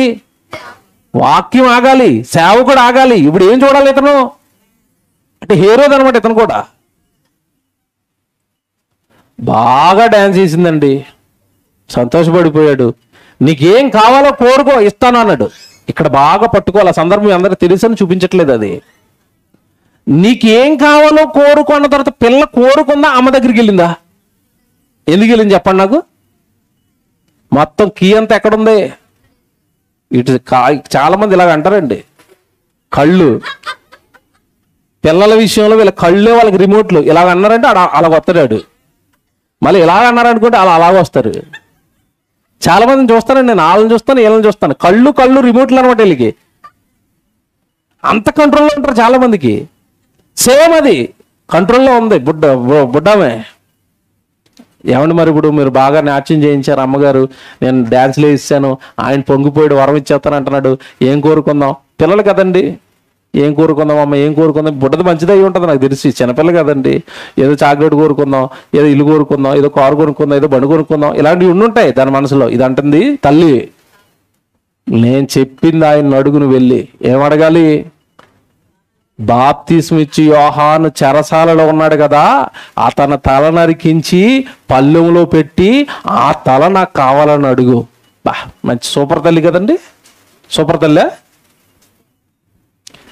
ఒక వ్యక్తి చావును ఒక వ్యక్తి తల నరికించి తెప్పించే కోరుకోమన్న తల్లి అలా పెంచింది, అలా పెంచింది. మీకు తెలియదు కాదు కదా. ఇంకా పాపం పిల్ల ఏమంటుందండి? రిమోట్ కదా, తల్లి చెప్పింది, వెళ్ళి ఆయన చెప్పింది. ఆయన చాలా బాధపడిపోయాడండి. ప్రవక్త అప్పటికే ఎన్నో అద్భుతాలు చేస్తున్నాడు, చాలా మందికి బాప్తిస్మాలు ఇచ్చాడు. దేవుడు పక్షాన వాడబడుతున్న వ్యక్తిని నా చేజేతులారా నేను నరికించాలా, కుమిలిపోయాడు. ఇంకా మాట ఇచ్చాడు, తప్పలేదు, నరికించి పల్లెలో పెట్టి తల పట్టుకుని వచ్చాడు. అలా పెంచిందండి తల్లి. పెంపకం చూడండి ఎలాగుందో పెంపకం. బైబిల్లో ఈ తల్లి ఎవరో తెలియదండి. బైబిల్లో ఆ తల్లి ఎవరో నాకు కనపడలేదండి. కొడుకును పెంచిందండి. మీరు ఎప్పుడు చదివే సందర్భం ఈరోజు చెప్తాను నేను, మీరు ఆశ్చర్యపోతారు. యేసుప్రభు సభలు పెట్టేవాడండి. యేసుప్రభు సభలు పెట్టినప్పుడు వందలు వేలుగా యేసుప్రభు వాక్యం వినడానికి వచ్చేసేవారు చాలా మంది. అందులో ఒక బుడ్డోడు వచ్చాడండి. ఆడు వచ్చేటప్పుడు ఎలాగొచ్చాడంటే, యేసుప్రభు ప్రసంగాలు చాలా బాగుంటాయి, నేను ఆ ప్రసంగంలోంచి లెక్కకూడదు, నేను చిన్నోడిని కదా, నాకు ఆకలి వేసేస్తుందని వచ్చేటప్పుడే రొట్లు పట్టుకొని వచ్చేసాడు. బైబిల్ చూద్దాం ఎంత బాగుంటుంది ఈ సందర్భం అంటే, మీరు యోహాను సువార్తకి రండి 6వ అధ్యాయానికి. యోహాను సువార్త 6వ అధ్యాయం చూద్దామండి అందరం. యోహాను సువార్త ఏమంటే 6వ అధ్యాయం అందరు తీసుకోండి, 9వ వచనం చదువుదామా? ఏమంటే ఈ సందర్భం మీకు తెలుసు కదా, సభ జరుగుతుంది, యేసుప్రభుది మీటింగ్ జరుగుతుంది, అందరూ వచ్చారు. అందరూ వచ్చిన తర్వాత యేసుప్రభు నిజంగానంటే ప్రసంగం ఎత్తుకుంటే అలాగా ఆయన చెబుతూ వెళ్ళిపోయేవాడు. ప్రజలు కూడా ఆకలి మర్చిపోయేవారు, నిద్ర మర్చిపోయేవారు, ఇల్లు మర్చిపోయేవారు యేసుప్రభు ప్రసంగాలకి. ఇంకేం గుర్తుండదు, ఇక దేవుళ్ళు లీనమైపోయేవారు యేసుప్రభు ప్రసంగానికి. అలాగ ప్రసంగం అయిపోయింది. తర్వాత ముందు నుంచి కొంచెం ముందు నుంచి చదివితే మీకు అర్థమవుతుందేమో. 5 నుంచి చదువుతారా? 5 నుంచి యోహాను సువార్త 6వ అధ్యాయం 5 నుంచి. కాబట్టి యేసు కన్నులెత్తి బహుజనుడు తమ యొద్దకు వచ్చుట చూచి వీరు భుజించుటకు ఎక్కడి నుండి రొట్టెలు కొని తెప్పింతుమని ఫిలిప్పును అడిగాను. కానీ ఏమి చేయనయ్యుండెనో తానే ఎరిగియుండి అతనిని పరీక్షించుటకు అలాగ అడిగాను. ఎలాగో రొట్టెలు అందరికి పెడదామని యేసుప్రభు ముందే ప్లాన్లో ఉన్నాడు. అసలు ఫిలిప్పు ఏమంటాడా అని అడిగాడు పరీక్షించడానికి. అప్పుడు ఏమంటున్నాడు చూడండి 7వ వచనంలో, అందుకు ఫిలిప్పు వారిలో ప్రతి వాడును కొంచెము పుచ్చుకొనుటకైనను 200 దేనారముల రొట్టెలు చాలవని ఆయనతో చెప్పాను. ఏం చెప్తున్నాడు ఆన్సరు? ప్రభా వచ్చిన వాళ్ళు ఒకలా ఇద్దరా, వీళ్ళు మంద మొత్తం 5,000 6,000 ఉంటారు. ఒక్కొక్కటికి కనీసం కొంచెం అంటే హాఫ్ రొట్టె కానీ పావు రొట్టె కానీ మనం పెట్టాలి అన్నా, ఇడ్లీ తినేటప్పుడు 4 ఇడ్లీలు తింటారు కదా, ఇంతమందికి 4 ఇడ్లీలు ఎట్టలేం ప్రభు, ఒక్కొక్కడికి ఒక్కో ఇడ్లీ ఎట్టాలన్నా కూడా మన దగ్గర డబ్బులు సరిపోవు. 200 దేనారములు కావాలి కొంచెంగా ఫుడ్ పెట్టాలన్నా. మన దగ్గర డబ్బులు ఎక్కడవి, మన దగ్గర ఫుడ్ ఎక్కడది, ఈ మందకి ఫుడ్ ఎట్టడం మన వల్ల అవ్వదు అన్నాడు. ఇప్పుడు చూడండి, జాగ్రత్త చదవండి 7వ వచనం. ఆయన శిష్యులలో ఒకడు అనగా సీమోను పేతురు సహోదరుడైన ఆంద్రేయ ఇక్కడ ఉన్న ఒక చిన్నవాని యొద్ద 5 యవల రొట్టెలు 2 చేపలు ఉన్నవి గాని ఎంతమందికి ఇవి ఏమాత్రమని ఆయనతో అనగా. ఇప్పుడు నీకు చెప్పండి, అక్కడికి అన్ని 100,000 మంది వస్తే ఈ బుడ్డోడు మాత్రమే రొట్టెలు చేపలు ఎందుకు తెచ్చుకున్నాడు? బాగా చెప్పండి నాకు. వాళ్ళ అమ్మ ఎలా పంపిందంటే, ఒరే యేసుప్రభు ప్రసంగాలు చాలా బాగుంటాయిరా, ఆకలేస్తుందని మధ్యలో ఇంటికి కానీ వచ్చేస్తావేమో, ఇంటికి రావద్దు, నీకు ఎన్ని రొట్టెలు కావాలో చెప్పు బాబు, రొట్టెలు కడతాను, చేపలు కడతాను. ఆ యేసుప్రభు మాట్లాడినంతసేపు ఆ యేసుప్రభు దగ్గర నుంచి నువ్వు ఇంటికి రాకు. సూపరా తల్లి, బా ఆవిడ పేరు కనపడలేదండి నాకు బైబిల్లో. ఎవరావిడ తెలియదు. వాళ్ళు 100,000 మంది వచ్చారు, ఎవరో తెలియదండి. ఎవరి దగ్గర ఏమీ లేవట. అంటే వీళ్ళు ఎలాగొచ్చారంటే, యేసుప్రభు ప్రసంగం అంటే 9 గంటలకు అయిపోద్ది, 9:30కి వెళ్ళి భోజనం చేసి పడుకుందాం, అంతేనా?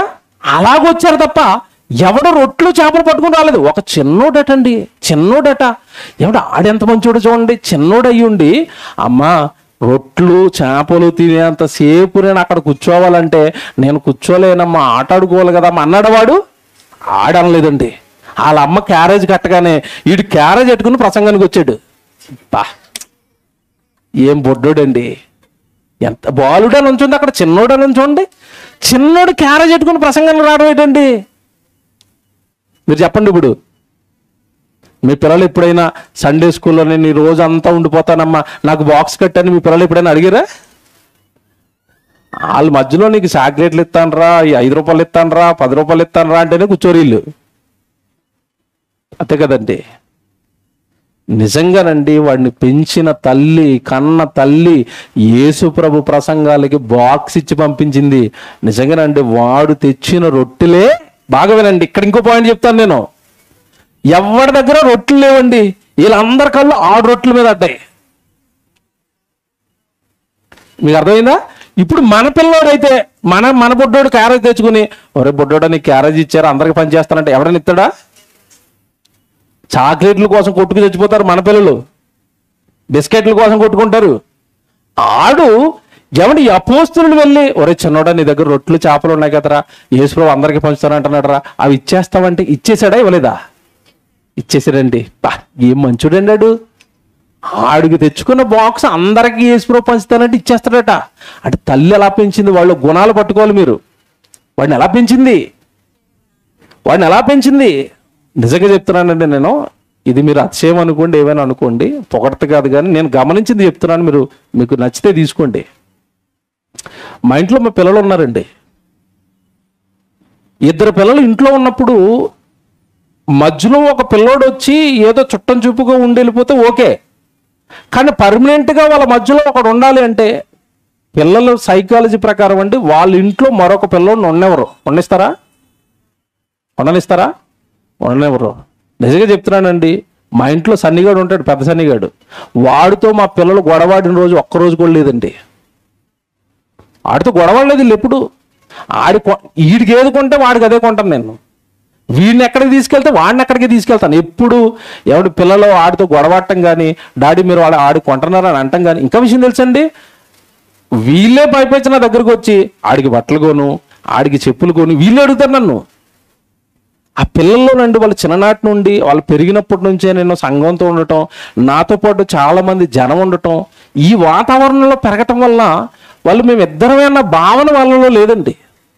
మేమంతా ఒకటే కదా, సంఘం కదా, అక్క కదా, అన్న కదా, తమ్ముడు కదా, ఆంటీ కదా, అందరూ అలాగా అందరిని ఓన్ చేసుకోవడమే వాళ్ళకి అలవాటైంది.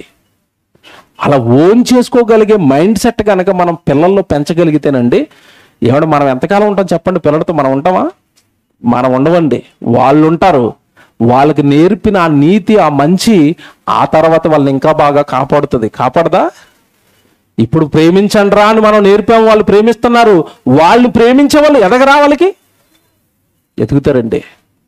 ఈ చిన్నోడు ఆ కోవకు చెందినోడే. వాడు తెచ్చుకున్న ఆహారాన్ని అందరికీ పంచేయడానికి ఒప్పుకున్నాడట. పంచేశాడు, వేసిపోతే తెమ్మని కానీ ఇచ్చేసాడండి. ఇచ్చిన తర్వాత వాడు ఇచ్చిన రొట్టెలతో అక్కడ ఉన్న వాళ్ళందరికీ ఆహారం పెట్టారు. ఈ సందర్భాన్ని మీకు ఎందుకు చెప్తున్నానో తెలుసండి, మన పిల్లల్ని మనం అలా పెంచాలి. వాళ్ళు త్యాగం చేసే మనసు రావాలి, వాళ్ళు మరొకరిని ప్రేమించే మనసు రావాలి, మరొకరికి ఇచ్చే మనసు రావాలి, మరొకరిని హత్తుకునే మనసు రావాలి. ఆ మనసుకు ఎప్పుడైతే పిల్లలు వస్తారో ఖచ్చితంగా దేవుడు వాళ్ళని గొప్ప చేస్తాడు. ఇక్కడ పెంచిన తల్లి కానీ, ఆ రొట్టెలు ఇవ్వడానికి ముందుకు వచ్చిన వాడి మనసు కానీ ఏమర్థమవుతుంది చెప్పండి? ఎంత మంచిగా పెంచిందండి. ప్రభు పాదాల చేత బాక్స్ కట్టి మరి పిల్లల్ని పంపించిందండి. ఎంత మంచి తల్లి. బాక్స్ కట్టుకుని కూర్చొని ఈడెంత మంచోడు. వాడి దగ్గర మాత్రమే ఉన్న ఆహారం అందరికీ ఇచ్చేయండి, ఇచ్చేయడానికి ముందుకు వచ్చిన వాడు అంత మంచి మనసండి బిడ్డది, ఆ చిన్న బిడ్డది. బాగా ఆలోచించండి, ఎలా పెంచుతున్నాం పిల్లల్ని, ఎలా పెంచుతున్నాం. అది పెంచింది తల్లి అక్కడ హేరోదియా. ఎలా పెంచింది? యోహాను తల నరికించేటట్టుగా పెంచింది. ఇదిగో ఇక్కడ ఒక తల్లి బిడ్డను పెంచింది. ఎలా పెంచింది? ప్రజలందరి కొరకు వాడి దగ్గర ఉన్న ఆహారాన్ని దానం చేసే గొప్ప మనసు ఉన్న వ్యక్తిగా చిన్నప్పుడు వాళ్ళు పెంచింది.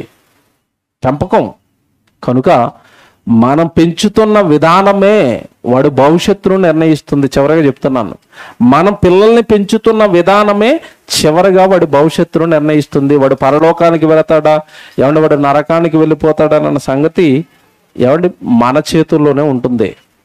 సమూయేలుని కన్న తల్లి స్కూలుకి పంపలేదు, లోకంలో ఉద్యోగాలకు పంపలేదు, లోకంలో వ్యాపారాలకి పంపలేదు. ఎక్కడికి పంపింది? వాడు పాలు విడిచిపోగానే ఎక్కడికి పంపింది? ఎక్కడ పంపింది? మందిరానికి పంపింది. నేను అడుగుతున్నాను, జాగ్రత్తగా వినండి. మందిరంలో పెరిగిన సమూయేలు లోకస్తుల కంటే చిన్నోడైపోయాడా, లోకస్తుల కంటే గొప్పోడయ్యాడా? మీరు దేవుళ్ళో మాత్రమే గొప్పోడయ్యాడు అనుకుంటున్నారేమో. ఇంకో కోణం చెప్తాను నేను ఇప్పుడు ఇందులో. సమూయేలు తర్వాత ప్రవక్త అయిపోయాడు.